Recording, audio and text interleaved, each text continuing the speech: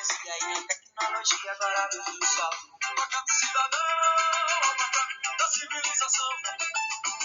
Macaco cidadão, macaco da civilização. Ô macaco cidadão, te chamei a atenção, não foi à toa não. Bom dia, crianças!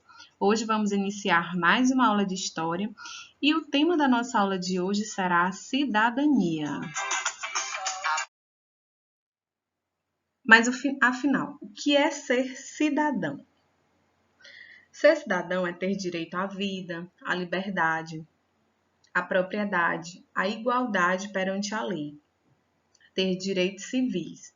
É também participar no destino da sociedade, votar, ser votado, ter direitos políticos. Os direitos civis e políticos não asseguram a democracia sem os direitos sociais, que são aqueles que garantem a participação do indivíduo na riqueza coletiva. O direito à educação, ao trabalho justo, à saúde e a uma velhice tranquila. O que é cidadania? Bom, o termo cidadania ele tem origem etimológica no latim civitas, que significa cidade. Então, a palavra cidadania ela já tem a sua origem na palavra cidade. Tem como pensamento a participação de um indivíduo a uma comunidade politicamente articulada, ou seja, um país, e que ele atribui um conjunto de direitos e obrigações sob vigência de uma Constituição.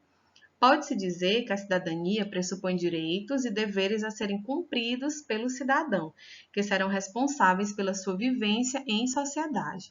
Nos países ocidentais, a cidadania moderna se constitui por etapas. No caso, são 3 etapas. O sociólogo Marshall afirma que a cidadania só é plena se for dotada de todos os 3 tipos de direito, que é o direito civil, o direito político e o direito social. Então, dentro da cidadania, nós temos esses 3 direitos, que é o direito civil, o direito político e o direito social, que nós vamos conhecer um pouquinho mais agora. O direito civil, eles são direitos inerentes à liberdade individual, à liberdade de expressão e de pensamento. É um direito de propriedade e de conclusão de contratos, direito à justiça, que foi intitulado no século XIX. Eles são direitos fundamentais de todos os seres humanos, independente do lugar em que vivem, né? Por exemplo, o direito à vida, à liberdade, à segurança e à igualdade perante a lei. Então, esse direito civil, ele é um dos fundamentais, né? Nós temos o direito à segurança, nós temos o direito à vida, nós temos o direito à liberdade. Então, esse direito ele está incluso dentro do papel do cidadão, né? Dentro do papel da cidadania. O direito político ele é um direito de participação no exercício do poder político, tanto como eleito, né, como uma pessoa aí que se candidata, como também ao eleitor, né, um conjunto das instituições de autoridade pública. Esse direito ele foi constituído no século XIX, certo? Eles são os direitos de voto e a eleição para cargos públicos. No Brasil, os direitos políticos garantem a participação da população nas decisões políticas e na organização da sociedade, pois vivemos em uma democracia. Então, esses direitos também variam de acordo com o país que cada pessoa vive. No nosso país, nós temos o direito de escolher os nossos governantes, né, através de uma eleição, através do voto. Então, esse é o direito político, né? Já os direitos sociais, ele é um conjunto de direitos relativos ao bem-estar econômico e social, desde a segurança até o direito de partilhar do nível de vida, segundo os padrões prevalecentes da sociedade, né, que são conquistados aí no século XX. Então, eles são os que garantem às pessoas a participação na vida coletiva, como, por exemplo, o direito à educação, à moradia, né? Todo cidadão tem direito à saúde, ao transporte, ao trabalho, ao lazer, dentre outros. Então, esses direitos, eles podem também variar de acordo com o local que cada pessoa mora, né? Infelizmente, nós sabemos que o direito à educação, à moradia, à saúde, ao transporte é um direito de todos, mas que infelizmente nem todos têm, nem todos possuem, né? Nós não vivemos ainda numa sociedade justa e igualitária. Vivemos em uma sociedade democrática, né? Existe uma democracia na nossa sociedade, mas infelizmente ainda não existe uma igualdade onde todos podem possuir os mesmos direitos. Então, como vocês viram, os direitos civis, sociais e políticos, eles estão interligados. Então, para que haja cidadania, é necessário que os direitos sociais estejam acompanhados dos direitos civis e dos direitos políticos. Assim, nós teremos as condições de cidadania dentro de uma sociedade.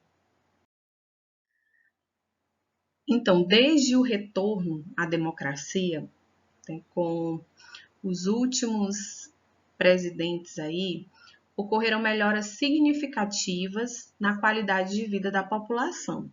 A inflação passou a ser mais controlada, o que ajuda a regular o orçamento das famílias e facilitar a aquisição de bens de consumo. Houve também um aumento expressivo de acesso a serviços essenciais, como a coleta de lixo, rede de esgoto, água encanada e luz elétrica. A educação ela foi democratizada. O que isso significa? Né? Que mais pessoas têm acesso ao ensino público e gratuito, que vai da pré-escola ao ensino superior. Então, esse foi um dos ganhos, né? Foi um dos avanços nesses últimos anos, a democratização da educação.